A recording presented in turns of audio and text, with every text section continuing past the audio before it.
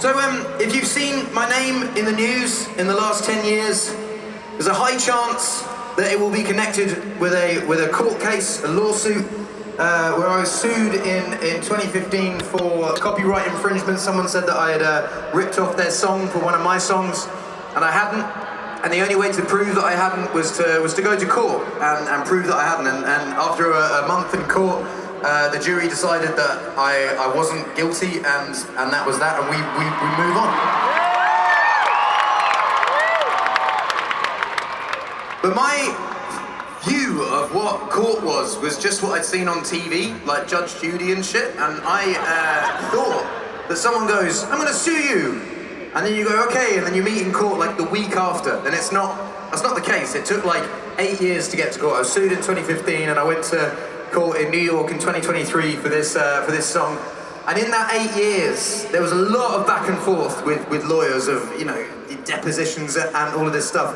But one of the things the judge ordered me to do was to give up all of my things to the people that were suing me.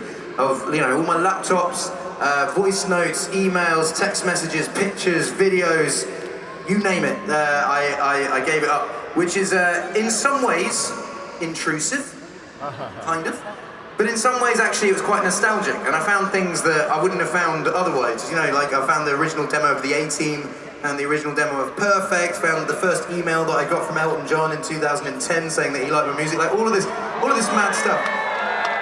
But in the process of all of this, I found a phone, and it was the last phone that I had owned, and I switched it on, and it was a time machine back into 2015 where I switched this phone on. The first text message was from my friend Jamal, who Eyes Closed is about, and at this point he had passed away, and I found it's I don't know if anyone's ever done this where they open up messages of people that aren't here anymore, but it really spins you out, and I found myself just scrolling up our conversations to the point that we met when we were teenagers, like years and years and years ago, our very, very first text messages. Like it was a real deep dive. The second set of text messages was like a family member that I hadn't spoken to in that last 10 years either. And again, you go and you scroll and you sort of think, you know, where did it go wrong or whatever. And the third set of text messages was an argument, mid-argument with an ex-girlfriend. And I'd obviously been arguing and then just gone like this and just turned it off and put it in a drawer. But actually switching it on and going back into the argument 10 years later, I was sort of reading it being like, hey, do you know what, hindsight? You had a point. What I love about songs though is they are, you never write a song on a midday. You know, songs are extremities, songs are from extreme moments, extreme love, you write a love song, extreme hatred, you write an angry song, extreme sadness, you write a sad song. You never write a song when your day's just like, yeah, that's alright. And what I love about this song is that month of that court case was not a fun or pleasant experience, but I found that phone and I wrote this song, and I feel like I got something positive from that whole experience. Because when you're in those moments, it's very, very difficult to find positives from it. But I get to play this song week in, week out, and have you guys sing back to it, and it gives me something positive from that experience, and I love it. So if you know the words to this, please sing it. And again, San Diego, if you don't know the words to this one, make up something and just sing something. Just sing, it'd be fun. Remember, we're losing our voices at the end of this. Yeah?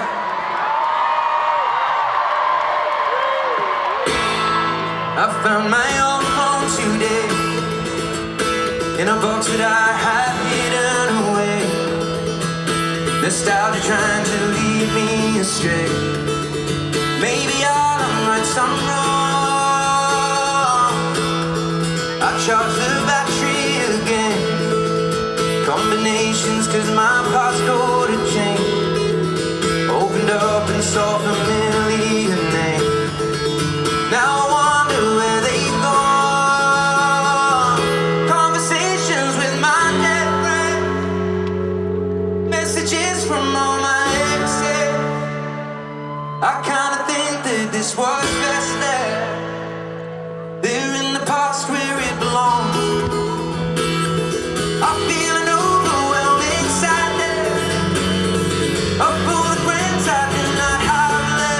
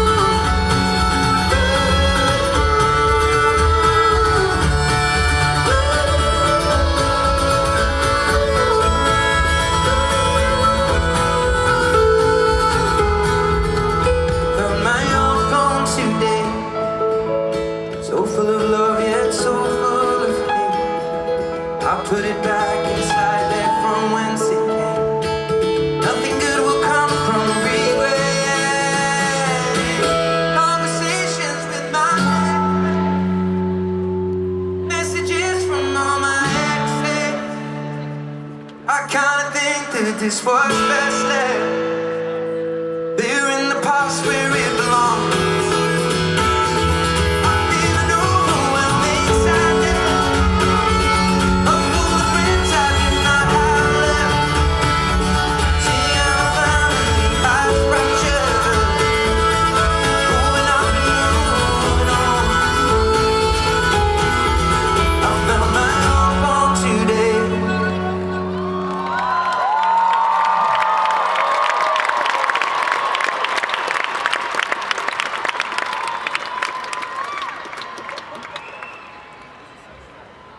So, you know, I've got to play stadiums for the last sort of 11 years of my career, and the first time I played a stadium, the cool thing about it was not the sort of the big screen or the stage with the retractable bridge or the flames or fireworks. You know, these are all like tricks that we use in stadium shows, but really the coolest thing about shows this big are you guys having almost 40,000 people in one space at one time doing the same thing. So when we did Give Me Love earlier and I split you in two and we did the harmonies, nothing is cooler than that. It's so cool hearing 40,000 people doing the same thing at the same time in unison. And I feel like there's things like, you do the wavy thing and everyone does the wavy thing and everyone puts their hands up and claps and stuff, and it's just great for an artist to look out and just see people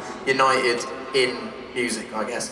But on this song, I'm going to ask a favor, and it's basically to take your phones out of your pocket, you put your camera on, and then when I sing this line, you're going to take a photo with the flash.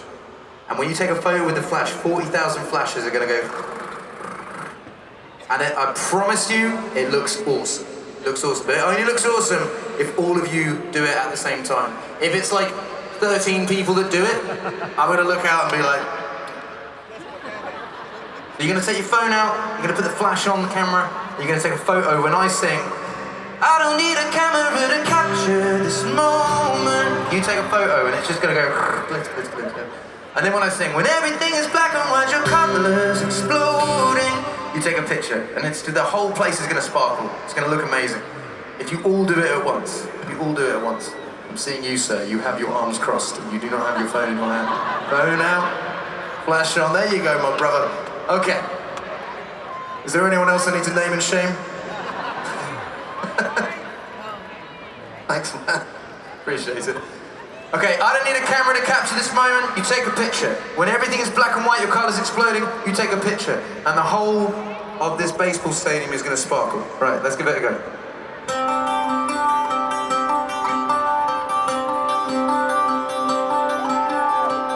You should see the way the stars illuminate your stunning silhouette. You're glowing in the dark. I had to count to 10 and take a breath. Think that you don't have beauty in abundance, but you do, and that's the truth. You're frozen in motion, a perfect picture in a frame. Some visions don't ever fade. Here we go. I don't need a camera to capture this moment. I remember how you look tonight. For all my life, when everything is black and white, your colors exploding. There's something in the way you shine. I don't need a camera when you're in my eyes. San Diego, you look beautiful. You should see the way this night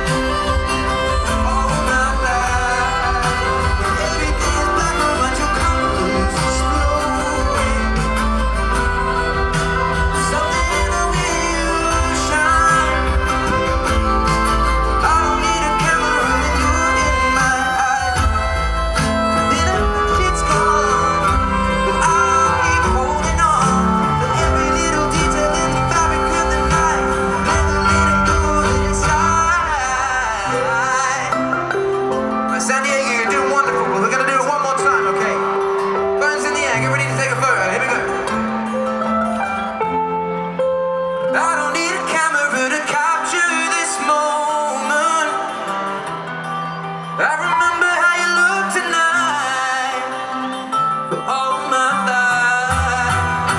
Everything is black and white, your colors exploding. Something in the way you shine.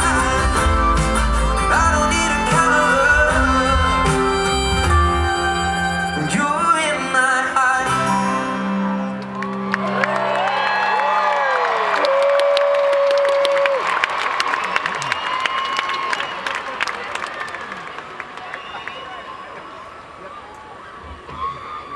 Okay, I'm going to tell another story. My manager thinks that I talk too much on stage.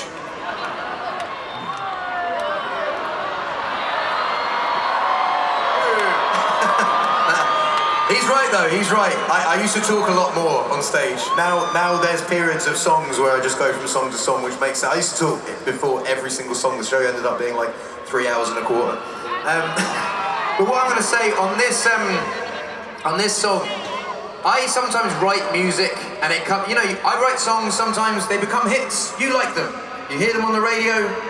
That's the sort of thing. Sometimes I release songs and I'm like, people are gonna like this song, and it comes out and the world goes, eh. And then we move on. But then, once people have moved on, I just assume that they don't want to hear them at the concerts, because at the time it was like a lukewarm reaction. And every now and then I'm surprised. And I was in Madrid last year for the start of the last run of the mathematics shows. And so, oh, by the way, who was from Madrid? Congratulations on the World Cup. We watched. I gotta be honest though, I really wanted England in the final. I really wanted England in the final. Would have been good. Anyway, I was playing Madrid, and a guy in the audience had a big sign saying, "Play this song." And in my head I was like, oh, yeah, I'll play that song. I imagine it will have a lukewarm reaction, but I'll play the song. How wrong I was. I played the song, the place went nuts. Like nuts to a point where I hadn't seen the crowd go that nuts that night for the hit songs. And in my head I was like, oh, this song must have been a hit in Spain. Great. The next week I was in Marseille in France, and the same thing. I was like, I'm gonna play the song. It went ballistic. Everyone was jumping up and down, having the best time. And then I played it in Rome the next week, in Italy, and the same thing. Everyone went nuts, and it became the song in the set that was the best song in the set for the whole summer. Until I got to my hometown of Ipswich, and I was playing the football stadium for the very first time in my career, and that's my football team, and it's the town that I come from, and you know, from a very young boy had been there, and I assumed that the song that went down the best in Europe on a Friday night in Ipswich would go nuts. So we got to the chorus of this song, and I said, "Now Ipswich, everybody jump!" And the reality was, everyone 35 and under all went nuts. They all jumped. It looked great. Everyone 35 and older, which is like, this is like 50% of the audience. 35 and older, they just stood like this. And maybe in their heads they were like, "This is awesome." But they didn't jump. They didn't jump. And you remember on the last song, I got all of you to take the photo on the camera. That looked amazing, right? When everyone does something all at the same time, it looks amazing. When 50% of an audience jump and 50% of an audience doesn't, it looks weird, like really weird.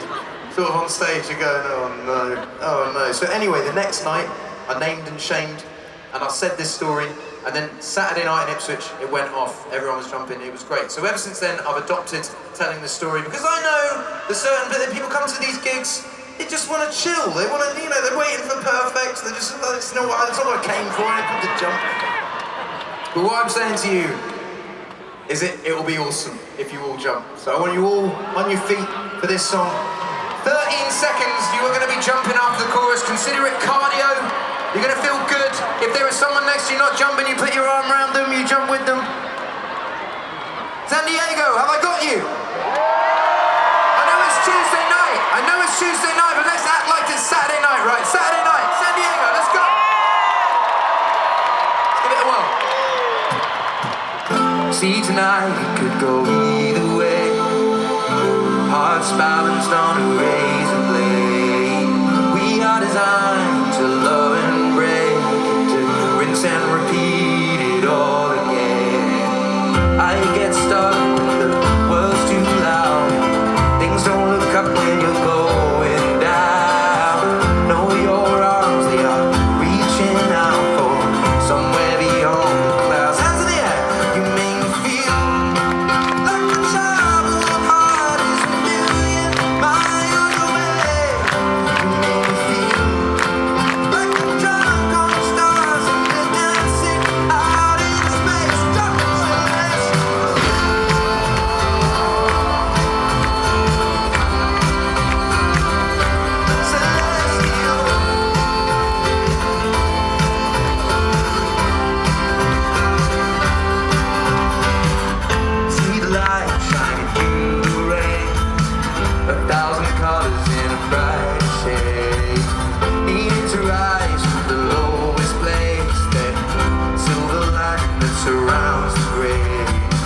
night gets dark, all too loud. Things don't look up when